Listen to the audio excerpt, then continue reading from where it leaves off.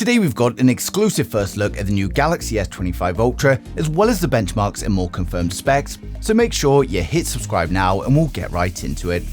So first up, before we get into the reveal, we'll get the bad news out of the way, and it may be disappointing for some of you to hear, but the battery capacity on the Galaxy S25 series is going to remain exactly the same as their predecessors, but there does seem to be a good reason. While the S25 Ultra is getting slightly taller and wider, it's also going to be a little bit thinner, so that's most likely why we're not going to see an increase in the battery capacity. Next up, we've got a tweet from Ice Universe, and he provides an illustration and information and tells us that the S25 Ultra lenses are only going to protrude 2.4mm from the rear housing, and this is nearly half the amount of the new iPhone. And on top of that, we've also got news that they'll be sticking with the 200-megapixel main sensor, but they'll be upgrading the ultra-wide to a 50-megapixel camera, and we may also be getting some variable zoom lenses where focal length can actually be changed on a single sensor, and this is going to result in better optical quality along with smoother zooming for videos. Now next up, and the last one before we get into the reveal, and it's a leaked benchmark of the Galaxy S25 Ultra using the Snapdragon 8 Gen 4.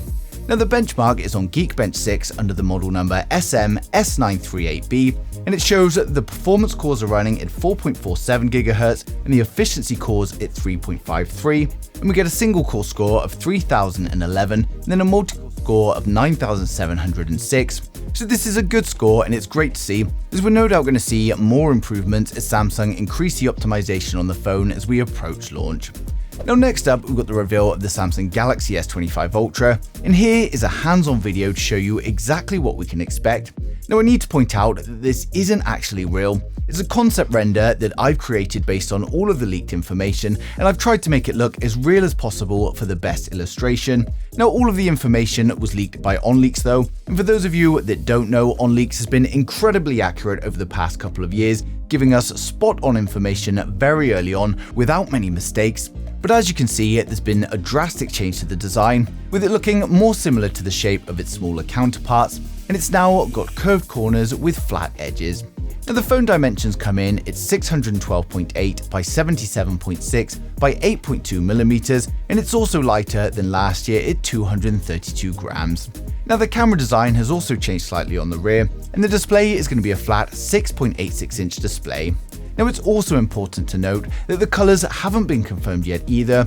We can be pretty sure that there's going to be this black version, as there always is, but in terms of the other colors, we haven't had any information leaked yet, so this is simply just an illustration. But hopefully these renders give you a good idea of what we can expect, and I'm going to be making a teaser trailer as soon as possible. But for those of you excited for the Samsung Galaxy S25 series, we're now going to run through the full specs, design, and the expected pricing to help you guys decide which one is right for you. So make sure you hit subscribe now and we'll get right into it. So first up, we've got the standard Galaxy S25, which is coming with a 6.36-inch dynamic AMOLED display with improvements to brightness and color accuracy. We're getting a 120Hz display with HDR10+ and a resolution of 1080 by 2340, and of course protected by Gorilla Glass Victus 3. We get a 12-megapixel punch-hole camera for the selfies, and then on the rear it's a triple camera setup consisting of a wide, an ultra-wide, and a telephoto camera, but unfortunately at this time we don't know the exact sensors being used. It's going to be powered by the Snapdragon 8 Gen 4 in USA, and the global models are going to be using the Exynos 2500, and it's coming with a choice of 8 or 12 GB of RAM and 128 up to 512 GB storage, and this will be UFS 4. It's coming with a 4100 mAh battery with 45 watt fast charging, and it will of course come with 5G, Bluetooth 5.3, Wi-Fi 7 and ultra-wideband support, and it's going to be launching with One UI 7 based on Android 15, and it's expected to launch from around $800 in January 25. So next up, we've got the Samsung Galaxy S25 Plus, which is coming with a 6.7-inch dynamic AMOLED display, and again we get improvements to brightness and color accuracy. We get a 120Hz display with HDR10+, and a resolution of 1440 by 3120, and again is protected by Gorilla Glass Victus 3. We get a 12-megapixel punch-hole camera for the selfies, then on the rear it's a triple camera setup consisting of a wide, an ultra-wide, and a telephoto, but again, at this moment in time, we don't know the exact sensors being used.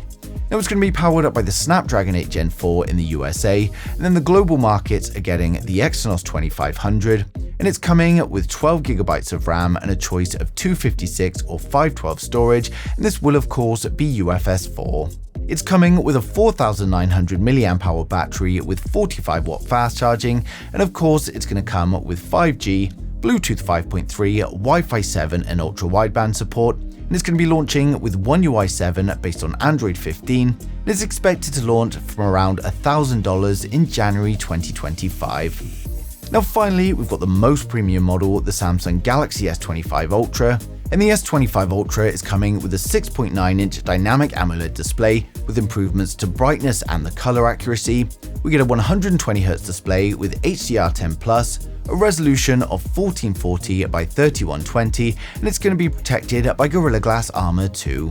We're likely going to get a 12-megapixel camera for the selfies, but there are a few rumors that it could be the first S phone with an under-panel camera. And on the rear, we get a quad camera setup consisting of a wide, an ultra-wide, a telephoto, and a periscope camera. But again, at this moment in time, we don't know the exact sensors being used. Now it's going to be powered up by the Snapdragon 8 Gen 4 in all regions, and it's coming with 12GB of RAM and up to a terabyte of storage, and this will of course be UFS 4. It's coming with a 5000 mAh battery with 45W fast charging, and it will of course come with 5G, Bluetooth 5.3, Wi-Fi 7 and ultra wideband, and it's going to be launching with One UI 7 based on Android 15, and the S25 Ultra is expected to launch from $1,300 in January 2025. So overall, the Samsung Galaxy S25 series is looking a bit similar to its predecessor apart from the Ultra, and thanks to the exclusive Snapdragon release, it's going to see some big improvements across the board. Now of course, the new S25 Ultra design also means we're going to see a refreshing change to a design that stayed pretty much the same over multiple generations, and with improvements to the hardware as well as the display, it's going to be a great release. Now a lot of focus is still going into AI, and with the partnership between Samsung and Google, we're no doubt going to see some improvements with new features at the launch of the S25 series, and I'm excited to see what a more curved S24 Ultra is going to look like in the flesh. But of course, given all the similarities to the predecessor, it's probably not going to make any of you out there with an S24 want to rush for an upgrade, but for anyone with an older S phone, or maybe you're looking to try out your first S phone, then it's going to be a great choice. Now of course, launch is still quite a way away yet as we're expecting it in January, but we'll no doubt receive plenty more leaks as we approach it, and I'll be sharing them as soon as they come in, so make sure you subscribe so you don't miss a thing in the future.